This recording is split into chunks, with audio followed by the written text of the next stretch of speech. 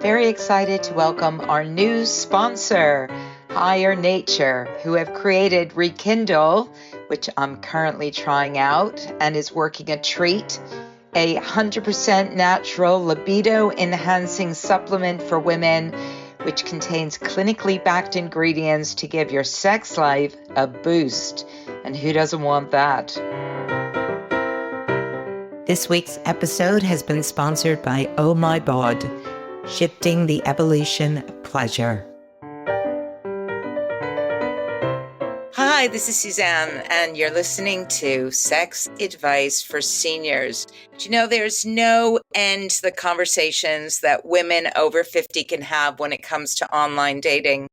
No end, because everybody's got stories, and I know that so many people, and myself included, sometimes can find the whole situation completely overwhelming and actually not very fun, if I'm really honest.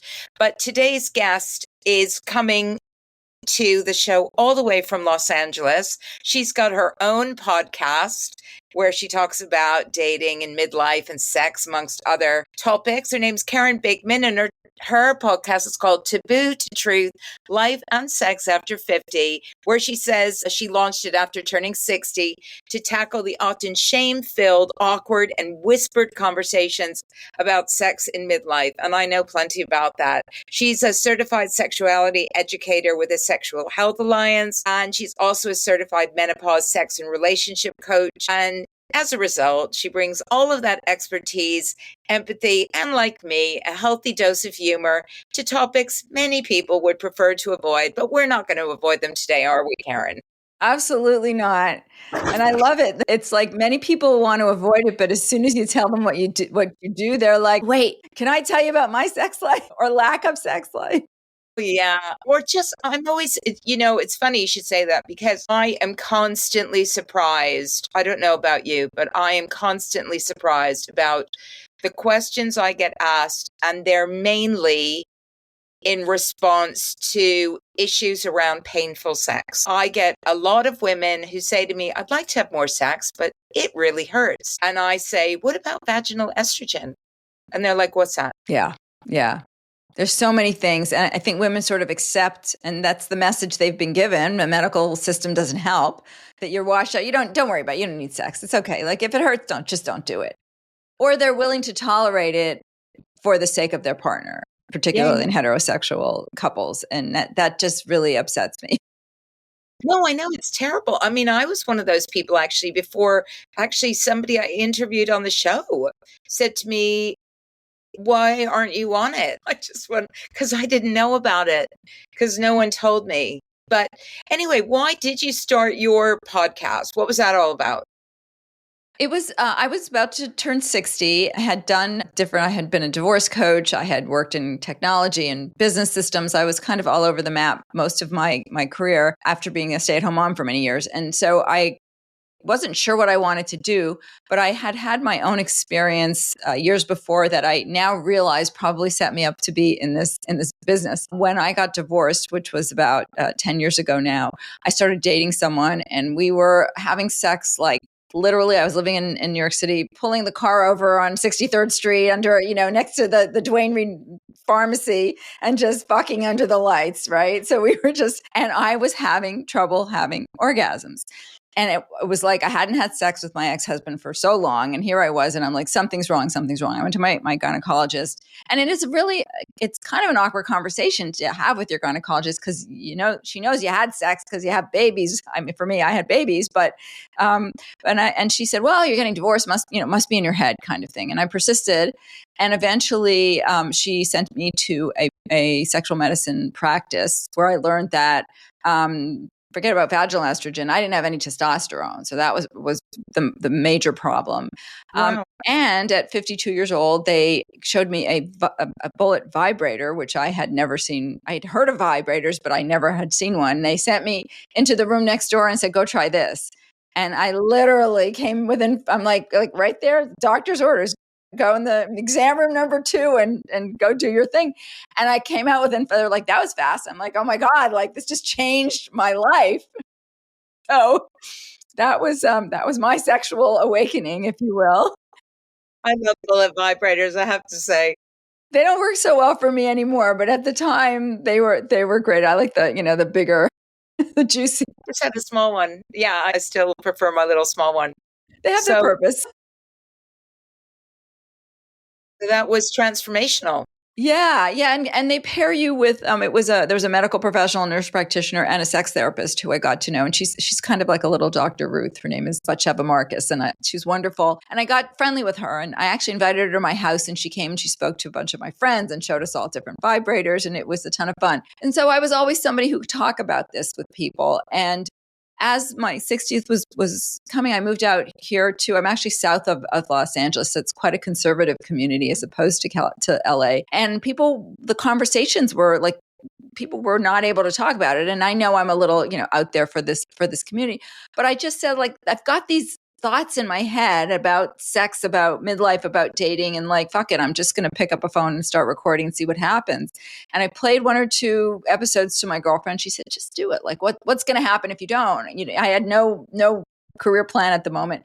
And I just started doing it. And the more I did it, the more it became interesting. And I certified as a menopause coach because that conversation started to get louder. And of course, that was something I learned about, although I didn't know like that it would put me where it was.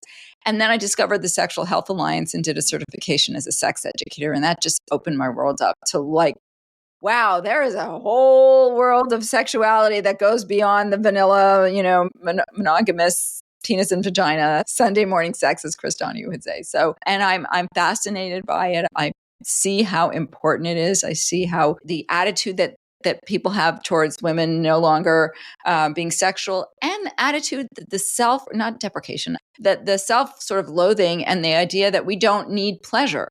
That like, it's okay. Like, we're not pleasure seekers. Like, let him have his pleasure. If I have pain, I just won't have sex anymore. I have to live with the pain. And I'm like on a mission to say, like, no, ladies and gentlemen, but ladies, like, we need to, we need to enjoy life, especially now post menopause. Yeah, and I think the thing is, what you said at the beginning is so true. It's still, even though I've been doing this for a few years now, and you've been doing this for a little while, it's still so much of a taboo topic. I mean, people really, I don't know about you, probably because I've been doing this for a bit of time now. Today, for example, I got somebody writing to me that said, I've seen your content. I'm with an agency. I think that you could be making $30,000 a month by creating courses and creating this and creating that and selling all of this stuff and everything. And because they've been to people that do this other stuff, right? Just vanilla, not sexy stuff, just normal stuff. And I'm thinking, yeah, that sounds really great. But the reality is that most people over 50, over 60, are still not buying courses about how to be better in bed. They're just trying to see if they can get their libido back, and everything. So there's a part of me that's like, yeah, I'm sure there are ways to make lots of money out of this. I haven't found them yet because I find that the topic is still very taboo.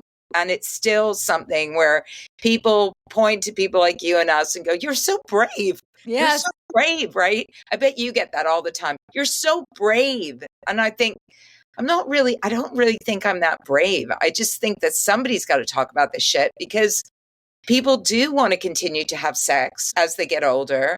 And they do want it to be fun, and they do want to have orgasms, and they do want it to not be painful, and they do want to be able to get it up and, get wet and all that kind of stuff. And there's no reason why they can't have all of that, but they just don't know how. Absolutely. And it's good for your health. Well, yeah. I don't know if you've ever seen work by Dr. Mohit Khera. He's like a men's sexual dysfunction doctor. He talks about your lifespan and your sex span should be the same.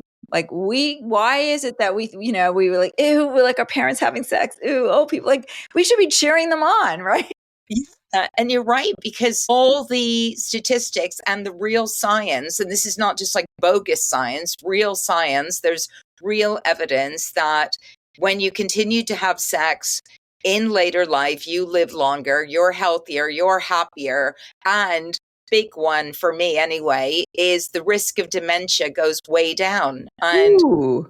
I did not know I that really one. don't want to get dementia. So I'm Oh, just going yeah. to keep fucking to prevent cognitive decline because I think We that's need to have really, fucking parties, anti-dementia fucking parties. I love this. yeah, but yeah, why not? Why not have, I know. reduce your likelihood of cognitive decline, Absolutely. people? Yeah. Um, so what's your situation currently then? You got divorced. Because we were going to talk about dating and some of the dating disasters, and now we've moved on to dementia. But anyway, That can cause dementia. that's true. It Or can. sometimes you think you have dementia. You're like, what am I doing with this guy in front of me? It's just like, So you what single? was I thinking? What's your situation, Karen? What's your situation? So I have been divorced. I've been separated 12, divorced 10 years. I've had 2 long-term relationships, and my last one broke up now 4 years ago. After 5 years together, he went broke, which was quite disappointing. That a 58-year-old man had not a pot to piss in, as my late father would have said. And so that was hard. And I came out to California to sort of like figure it out. And I've been sort of sowing a little bit of my wild oats, but also been on quite a few dates. There will be some content to come from it moving forward. It's been interesting. It's been interesting trying to have an attitude of like, no, men don't suck. I mean, I'm I'm not fairly, I'm heterosexual. I have been a serial monogamist. I don't know where I'm at this point. I'm open to opportunities of multiple partners simply because I can't seem to find anyone really, really good one. And so it's been interesting to learn like what are the I don't even know if they're red flags. Sometimes you just don't know what you don't know, or you just like say like, oh, you can't make this shit up. You just can't make this shit up. No, it's true. And it's been a journey, but I think doing this work has gotten me to be much more honest and much more open about what I need and what, what's important to me, and not just like take any shit that comes up in front of me because it's there. Or if I take it, I'm willing to kick it out Yeah. faster. I think it was really interesting. Yesterday, I read an article by a young woman who conducted a little experiment. She'd been dumped and ghosted numerous times. So clearly, this doesn't just happen to our age group. This happens at all ages, right? And she'd been dumped or ghosted numerous times. And she decided that she wanted to do a little survey of the people that had dumped and ghosted her to find out, now that significant time had passed. So it wasn't just like last week, what their reason was for doing that, for dumping or ghosting her. So she sent them a very light-hearted kind of message to just say, I'm just doing a little random survey. I got a quick question I want to ask you, right? And it was, related to, I'm just curious to know, like, why did you ghost me? Or Right, something, right? And the answers were, I have to say, I found them fascinating because in some respects, they made absolutely perfect sense. And in other respects, they made kind of no sense and they were quite comical. So quite a few people had mentioned the fact that she vaped. Okay. And they didn't, and that was a bit of a red flag for them. And that for me was like, well, if that's something you don't like, then why don't you just say on your profile, like, No no, vapors, yeah. no smokers, no vapors, right? But she just vaped in the thing. And so that had knocked out quite a significant number of them. And the other one was that they came over to her flat and they saw it was a bit messy. And they were really tidy, and they were like, I don't think this can go anywhere because there's too much clutter for me here. And this is a bit of a red flag, right? These are things that I never think to put down, by the way, on any profile that I've ever written. I'm incredibly tidy, so I am a bit fussy about that. But it's funny that, and the other one was, this just came at a really bad time. One of my family members died. I had a lot to deal with at the time, and I just couldn't get my shit together to, Right. a bit of a random excuse, right? But I just thought, it's like, have you asked any of these people that you either been with or not, but like, have you asked them, like, what was going on there for you? Not the one thing that is sort of interesting about I give a lot of credit to that woman because I don't have the guts to do that, but I wish I do. But what the idea that ghosting is okay. And it's funny because I just started dating somebody new a few days ago, and one of our first conversations, we had a very long conversation, and I said, like, you can't make the shit up that's happened to me, kind of thing. And I'm like just a couple weeks ago, I had a date with somebody. It was like we'd had coffee, then we went out, and he was like dying to go home with me, and there was like no way in hell. But he said, when can I see you again? I said, okay, Thursday. It was Tuesday. Wednesday, I get this text that says, I can't wait to see you tomorrow. And Thursday, he ghosts me. So I'm just like, why is it okay to ghost someone? So what I was telling this new guy that I'm dating, I said, like, if we're not a match, be so kind as to say, thank you, we are not a match. But there seems to be socially acceptable to ghost, that it's okay to ghost. And I just feel like that is maybe because of my attachment style, which is extremely anxious when someone ghosts me. Even if they were the most like horrible person, I would have ghosted, like I was not interested in them. I just feel like common courtesy is to say no thank you. And so whatever the excuse is in my mind, if you are not polite enough to say no thank you, or you don't have the balls to say no thank you, then like you're not worth your time. But I don't understand this culture that it's acceptable to ghost people, because it's just, well, I'm going out with someone tonight that ghosted me for months, so obviously you don't have the same issues. do you want to hear this? Because this is quite funny, right? So I met up with somebody. It was just like on a casual site, right? But he lives really local to me. Like it's a 20-minute walk. I just have to walk. I literally have to come out my street, turn left, and just keep walking, right? That's how close he is, really close. Which in London is impossible, right? Because this is a massive city. So most of the people that I sleep with are like across the city. Takes them a really long time for me to get to them or for them to get to me. So, I was like, great, local is good. I like local. Local is good. I never meet local, so that's good. And when really cute guy had some fun with him. I can't remember how many months ago it was. He was like really, really, really, God, I really want you and all this shit. It's just all this crap that he was telling me. Anyway, we couldn't kind of get together again. And then I told him, like, I see someone on a regular basis, but it's a casual thing. It's been going on for a while, but it's very casual. He may see other people as well. I don't know. I don't really care, to be honest. Anyway, he then just disappears, goes absolutely totally silent. And I wrote a few times and then he just like disappeared. And then he just popped up again, like out of nowhere. And then I said, oh, right, you're back. And I thought, I'm not going to mention you've ghosted me for 6 months. Like, I haven't heard anything. Wrote to you, didn't respond. Like, all that's I'm not going to do it. So I told my friend he's a spy. That's what I've worked out. I've created a story that he's a spy and that he's been on a mission. And that's clearly what he's gone undercover. He can't talk to me. Otherwise, it makes no sense. And today I said to my friend, okay, we're meeting in 2 hours. What's the chance that we're going to meet or not? And he's like, well, and then we went through all the excuses. Excuse one was something's come up at work. It's unavoidable. I'm so sorry. Second one was I'm really not feeling very well. I hate to let you down. I was really looking forward to seeing you. Number 3 was I've got to go out of town suddenly and I just am not going to be able to make it. So we just went through this whole thing. And then 5 minutes later, he's like, we on for 7:30? And my friend went, looks like you're on. And I went, there you go.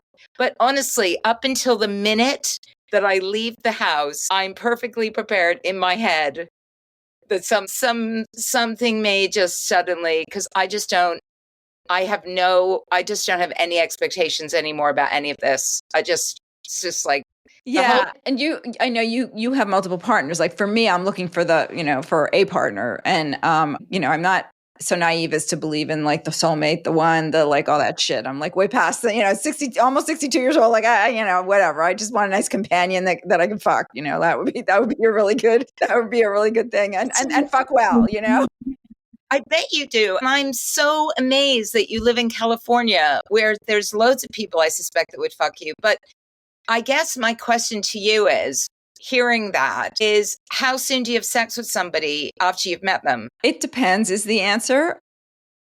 Try when I first started, I felt sort of liberated that it'd be like okay to have sex on like the second or third. I think my third date was my and then I kept breaking my own rule. But I was also like, well, we have to get the STI test. But I'd always sleep with someone before the STI test, and then I was very fortunate that nothing went down. And since I've been doing this work, I get much more. Nothing comes off below the waist until I know that typically that's what I say. I don't know. I sometimes break my own rules and have STI testing. So like I'm torn. I have a third date tonight. We went on one really, really long date. We've talked on the phone a lot. He brought his friends over and now we're going on a date. And like the opportunity is there, but I'm also somebody who can get attached very quickly. Then that's why I get disappointed. And so I know myself. So I feel like I'm a horny bitch, but I like need to push it off and say like, okay, Karen, let's try not to have sex tonight, because in the end, it's like I'm okay if like I just sleep with something, like there's nothing wrong with it. I don't judge it. I've done it. But I feel like if I'm looking to have a relationship with somebody, it would be better for me if at least we didn't get completely naked until we were in some more of, somewhat of a committed situation. But that being said, I don't, there's almost no rules. Like I just, it's more of an emotional rule than a physical rule. Yeah. Because I think sometimes like if you are still a person that, for whom sex is really important and you want to find somebody that you like, then if you like them, if you laugh, for me anyway, look, if I laugh with somebody and I am intimate with them and we have some sort of compatibility there, and I don't just mean like chemistry, because I think chemistry is a bit overrated. I mean, like they like doing the same things that I like doing, right? Like I can't be with a guy who doesn't like oral sex, for instance. Like either way, I just like. Are there guys that don't like oral sex? Yeah, there are. Well, there's guys that don't like going down. There are guys that don't, or they say they like it, but they don't really like it that much. And then, it's sort of always feels a bit more one way than the other. And so when I meet somebody that likes the same kind of stuff that I do, then then I always feel, oh, there's some potential there. Because I just think generally, it takes so long to actually get to know a person. Like you can put on your perfect self for so long, and it's not until you actually like spend time with them, whether it's casual or not casual. And I know so many people whose relationships have started off without the intention to make it so serious, and then they just had a really good time, and then they just thought,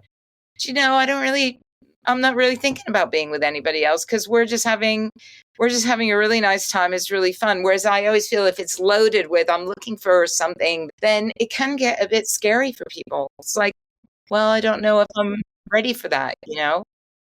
And I'm clear I'm looking for a relationship, but I'm also clear I'm not looking for a 24/7. Yeah. And I say that on my profile, and I look for people that say it on theirs. And that being said, like I said, just recently I've started to look at on sites that have people that are in ENM or whatever the heck you call it, open relationships. Oh, yeah. I don't know how I would be with that. I've never been in that situation. But do you find that the sex makes you want the relationship more, or it doesn't matter? The sex is separate from at least in the beginning, the sex is separate from the relationship. No, I mean, if the sex is really fun and good, then obviously I'd like to get to know the person a bit better. But then there always does come a point where I'm very aware of whether or not things would actually work on a more serious level, right? Right. There just gets to a point where either somebody expresses a political view that's very significantly different to my own in a way that's slightly horrifying. And I think, we couldn't have serious conversations about this because it would just be kind of no. Or they've got like a lot of other stuff that's going on in the background. I mean, at our age, we got older parents. Some people I know are still bringing up kids because they had their kids late, right? So they're schlepping around teenage kids on the weekends and things. And I'm like, do I want to really go to a football match with somebody and their kids like standing around in the muddy ground for like 3 hours watching someone else's child kick a ball around? I don't think so, right? So do they want to travel the world with me? Could they potentially do that? haven't met anyone yet that ticks that particular box, which is my box. So I'm very aware of like where the challenges are. So I'm just like, okay, this is fun for this. This is good for this. And then other people are good for going to the theater or chilling or doing other stuff. But yeah, Right. I mean, I just can't get to, I've yet to meet anybody who even even ticks like two boxes, which is, mainly smart, funny, and good in bed. That's like three. So they may be funny and good in bed, but not very smart or whatever. But yeah, I always think I'm just a pragmatist. People say I'm an avoidant, but I think I'm just pragmatic, frankly. No, I think it's easier. If I find it very hard to just go at it with like, I'm just going to have fun and see where it goes, which is what I should be doing because that would make it a lot easier and less disappointing. So I just got off with my therapist and we were having this whole conversation like, how can I just be present in the date, enjoy it, see where, and like if it doesn't go anywhere, it doesn't go anywhere, or but it's hard. But sometimes I continue to be surprised at some of the things that like you just like can't make the shit up. Like I was Like, just give me an example. I was just thinking of this one guy. He was, I typically, I don't like to date men that are older than 65 because I just find, and I know it's a stereotype, but that they're just old. Just old. They're fetchy and they look old. And I said okay to this one guy. We were talking. He actually was coming down from San Francisco. He agreed to come down to meet me. And he was interesting. He was a gynecologist who had gone around the world doing reparative surgeries and, was humanitarian. So I'm like, okay, like I've not dated a gynecologist before. Let's try it. And he came and he stayed at a friend. We had a date. And then the next morning he came and hung out at the beach with me and we're walking the beach. We run into my girlfriend who knew a little bit about him. She's a larger body, whatever. Like in California, everybody looks whatever. And we were walking by and she's very friendly and he was kind of snooty to her. And we'd had a nice time. I was like not particularly attracted to him, but it was like a nice companion. And she was like, where are you from? I heard you're this. And she was trying to talk. And he was very, very snooty. We walked away and he said something to the effect of like, well, she shouldn't be wearing that bathing suit. God. And I was like, first of all, he was like 70 and we're in our 60s. And I was like, what the fuck? Like, where did that come from? Like I said, she's one of my best friends and you don't even know her. Like, how could you say so? So like, I had no idea. Like you just don't know. Then I had recently a guy who found out that finally did his STD testing and found out he had HPV. And then he said, I just don't feel like going on. And we had plans. He said, I just don't feel like going on a date tonight. And I don't really want to get any relationship now that I know that I have this. And we had some I kind of broke my own rules with him a little bit. So I'm a little like uncomfortable about it, but it was just like, okay, like where is this coming from? And then I've met people who like you, the young kids or the kid has major mental health issues. A lot of that, which is very hard for them. But my ex-boyfriend had a daughter who had terrible mental health issues. I'm like, I am not going down that road again. Or the financial thing, that's the one that really, continues to surprise me that these 60-year-old men do not have anything saved. They have no money. And, I'm like, I don't need you to support me, but you need to support yourself. Like that is a requirement for me. So yeah. Sure. Or self-absorbed. When I was younger, I don't get it now.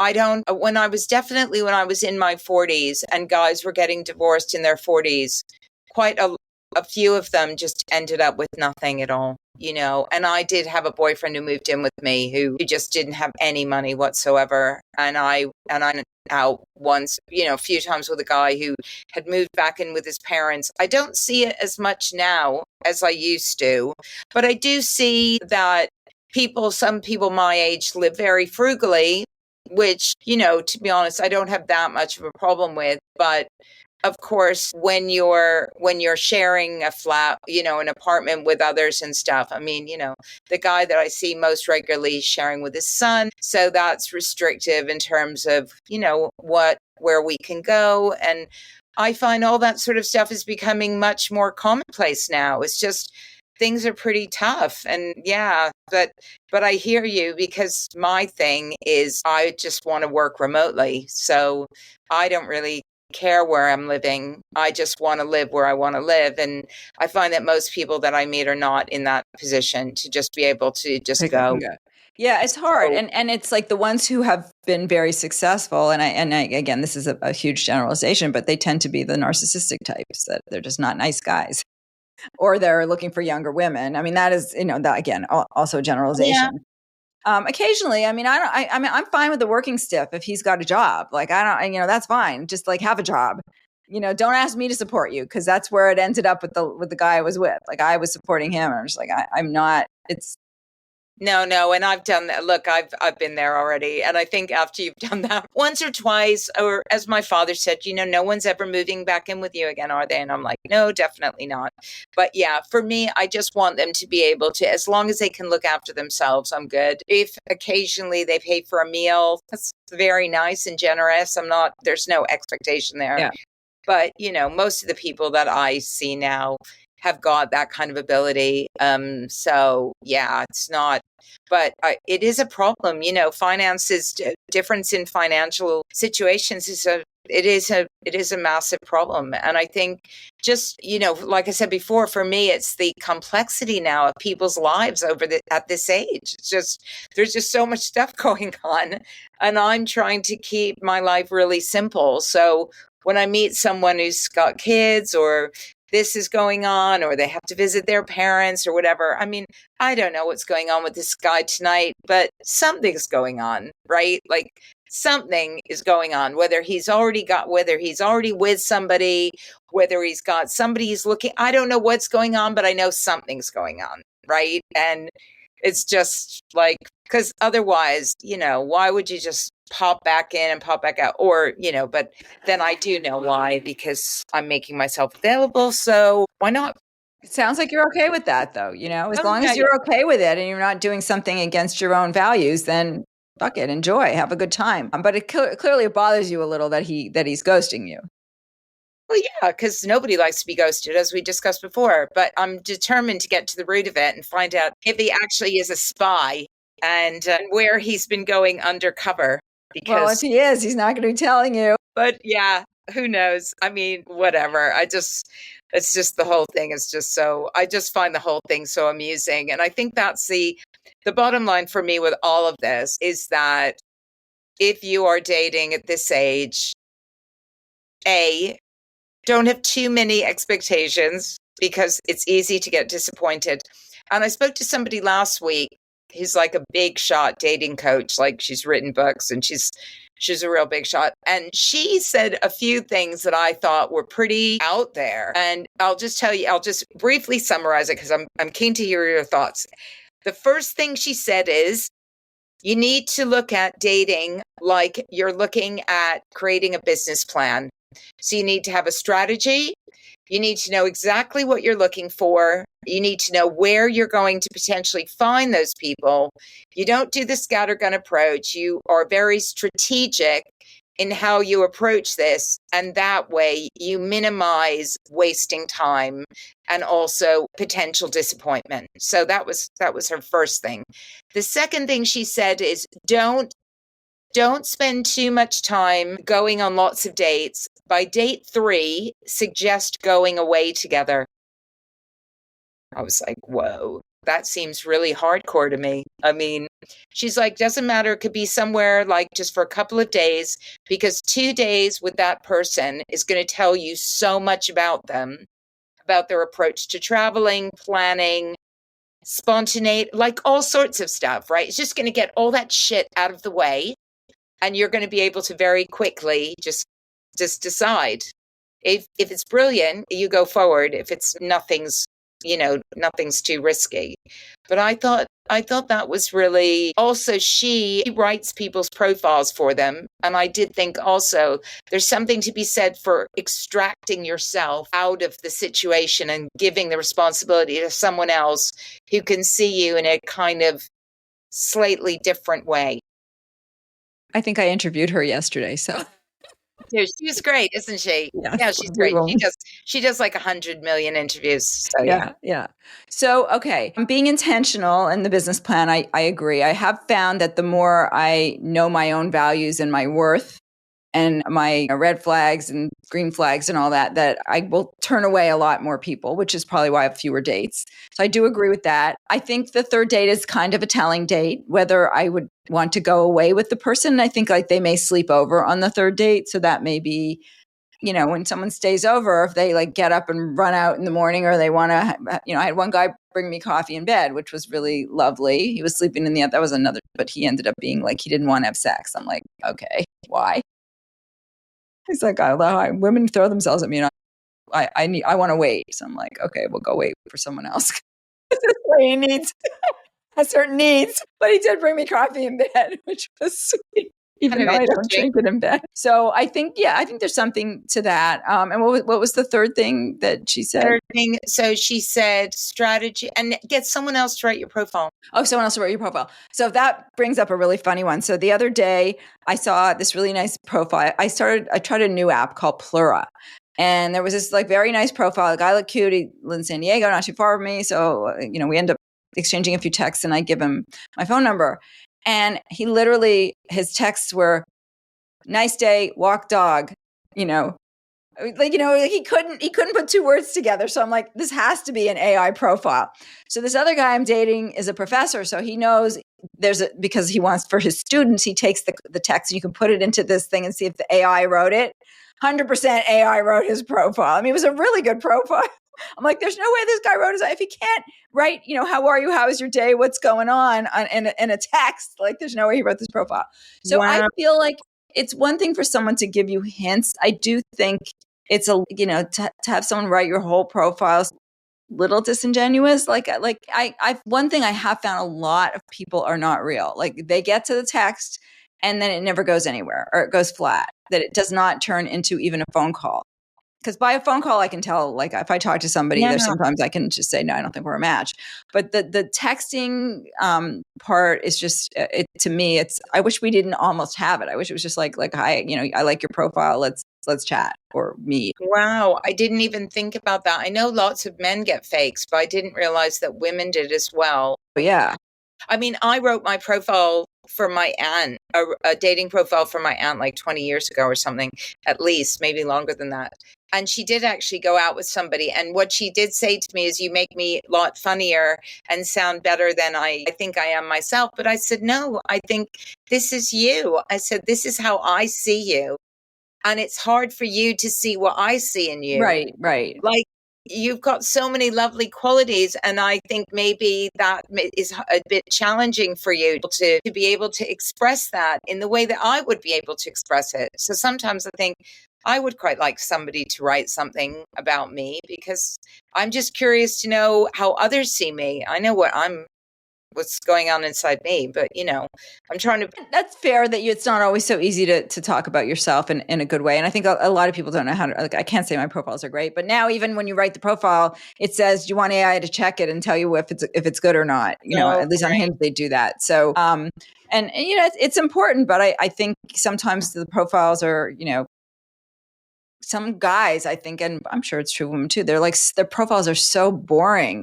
It's like, is that really who you are? Or is it just that you're too lazy to write a good profile or have some, I think getting advice makes sense. I don't know that I like entirely writing it for me. But maybe just getting advice. I think that's a good idea. Yeah. I mean, I've seen, as you, the shared woman that we both interviewed, she did her brother's profile, and then she got to see the women that were matching with him. And I thought, and that's what I'm always curious about. It's like, so what are these guys seeing?